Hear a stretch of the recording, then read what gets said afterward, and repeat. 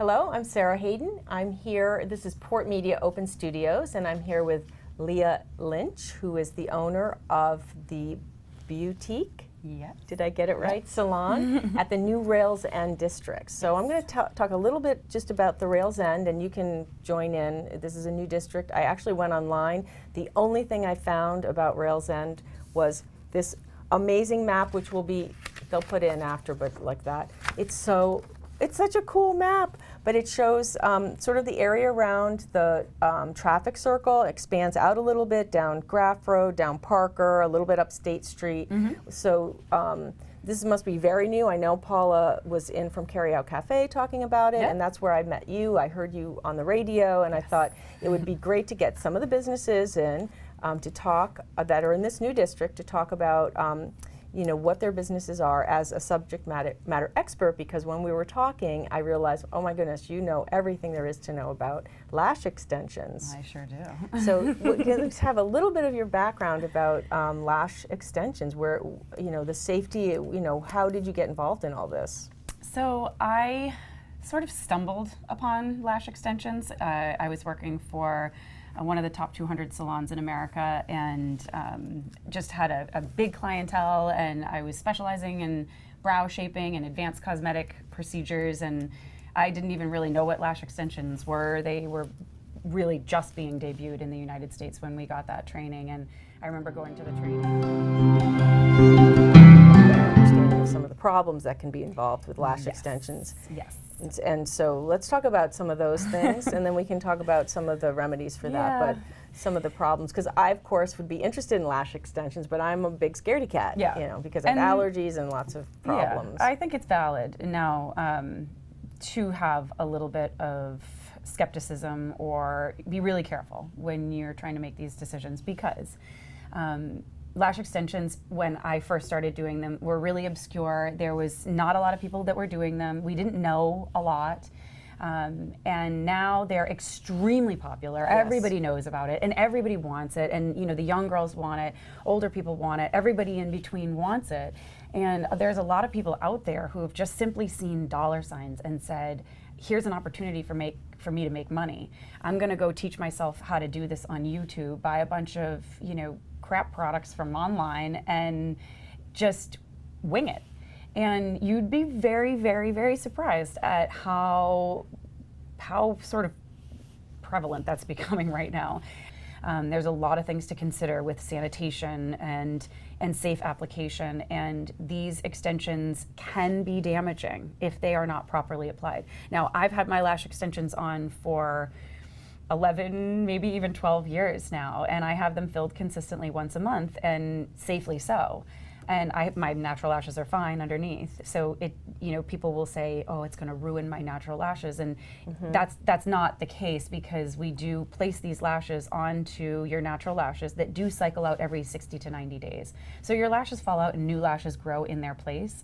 They don't send a message down the shaft and, you know, oh, there's bad things that are happening down here, unless everything is all jammed together and tangled and adhered together, and you have multiple lashes that are adhered together. As they start to grow, they just tear the neighboring lashes out of the follicles, and that repeated removal of a lash from the follicle over and over again causes damage. It's the same thing we do with our brows. You pluck your brows too many times and you might not get them growing back. So if you're plucking your lashes by having improperly applied extensions that are kind of pulling at the root, you could permanently damage your lashes. I mean, by pulling them from the root. We want this service to be what it deserves to be, which is a beautiful beauty enhancement and without risks. It definitely is tempting. Yeah, it is tempting. And I know we had talked about the cleaning of the lashes, because I get allergies, and I would worry that allergies would be that I'd be rubbing my eyes, and there is something to, you know, that you have more lashes, you're going to be picking up more stuff on your eyes. Yes. I mean, so that is probably why. Yeah, your lashes do have a function, and it is to catch environmental pollutants and dust and dander. So if you drastically increase the length and diameter and, you know, multiply the lashes, they are going to catch more. And, you know, that's another reason why when we do our consultations, we're so careful to explain to people that they need to be cleaned. If you're a parent with young girls that that must be just a whole nother, can of worms to deal with, because you're up against the YouTube channel and all of the girls that are following other girls on Instagram or YouTube or wherever, seeing what they're doing daily, and who knows what's really going on behind the scenes. Oh yeah, it's tough because it's more and more, and so one of the problems that we have is. And again, public service announcement, people. If you are the lash person who is seeking a strip lash effect, you need to seek a mega volume trained lash artist. That is the only safe way of being able to achieve a mega volume effect, which is a really ultra full lash line. What kinds of things should they be looking for, or maybe asking? So definitely, if you're considering getting eyelash extensions, there are certain things to make sure of. One, this person has been trained, that they actually have a certificate, that they weren't just learning from a YouTube video.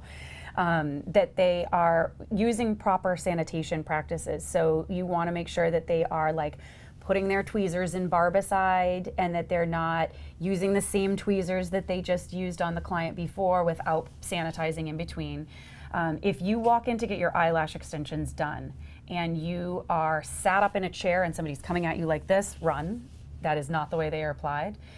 If you are laid down onto a comfortable bed and you feel as though you could drift off to sleep with relaxation and you're barely even aware of what's happening, that's the perfect experience. If you're laying there and you are in pain, if you are experiencing pinching, if you feel tugging, if you feel stinging, those are absolutely not supposed to be happening during your service at all, ever.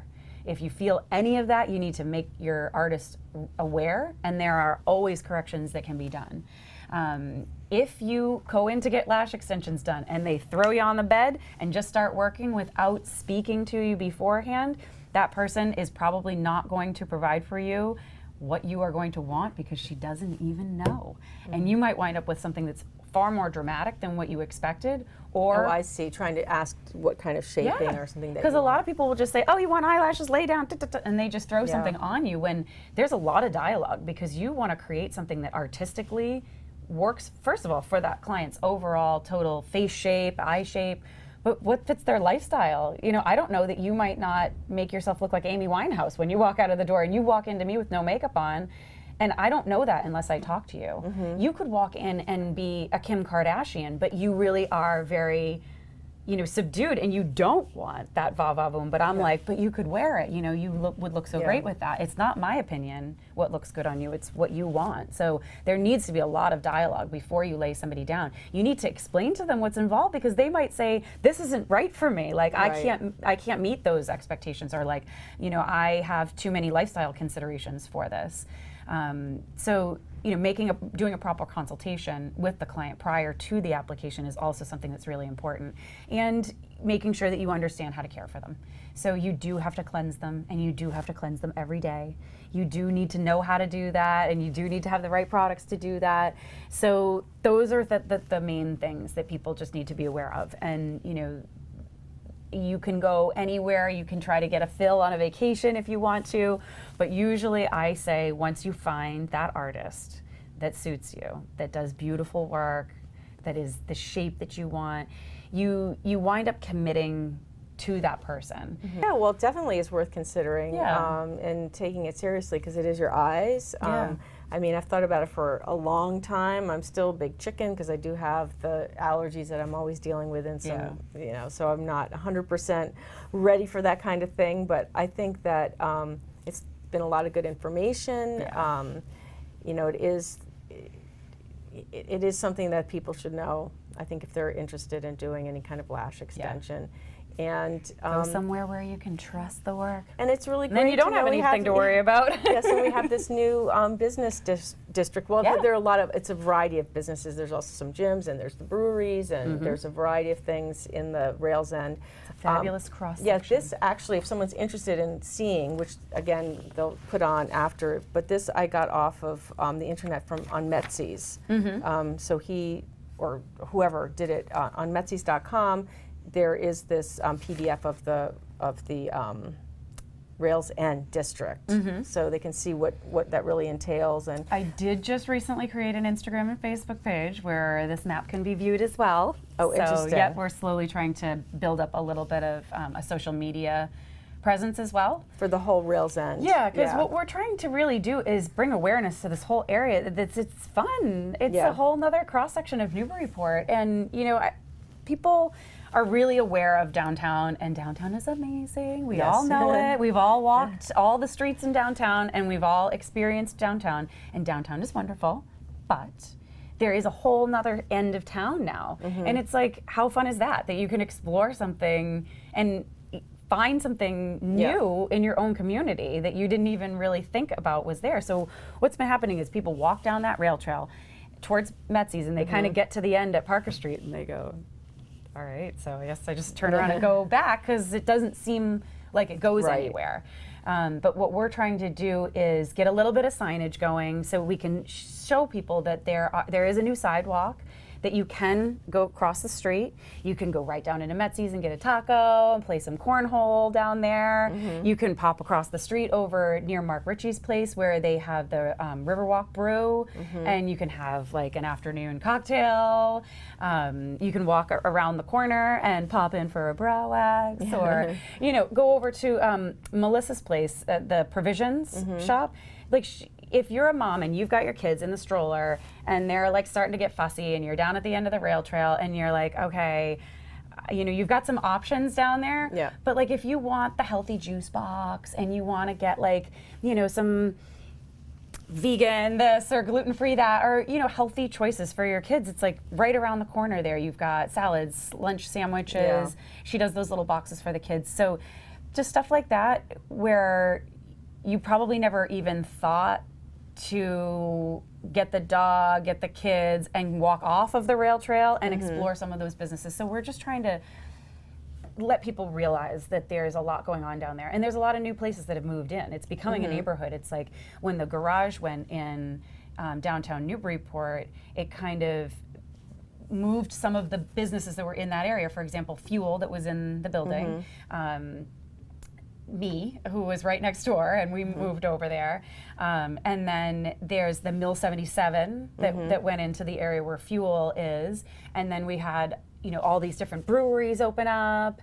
And then it just all of a sudden, then Theo's Plaza went in, and then Jan Lowry's Flowers is over there, Mirror Salon.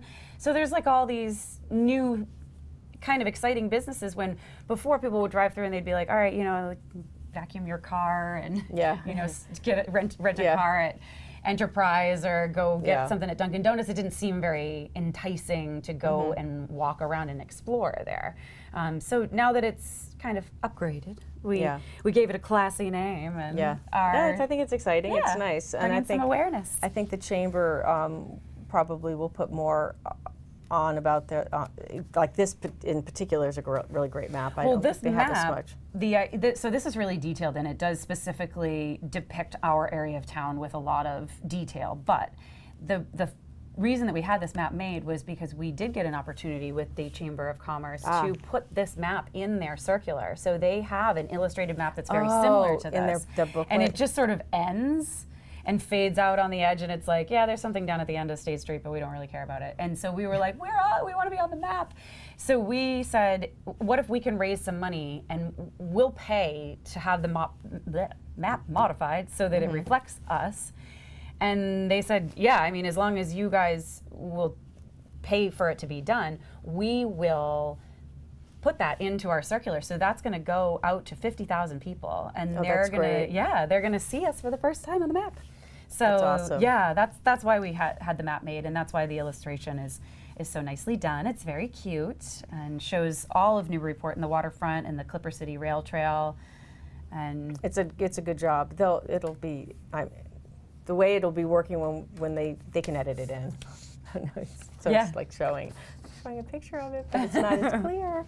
It is really nice. Yeah. Well, we're coming down to the end of the wire with our time, and it's just been so great speaking with you, and having a business person come in from that area, and I hope to have some more to introduce that area of town. So thank you very much, Leah Lynch, for coming in. Thank you for having me. Thank you for watching PortMedia Open Studios.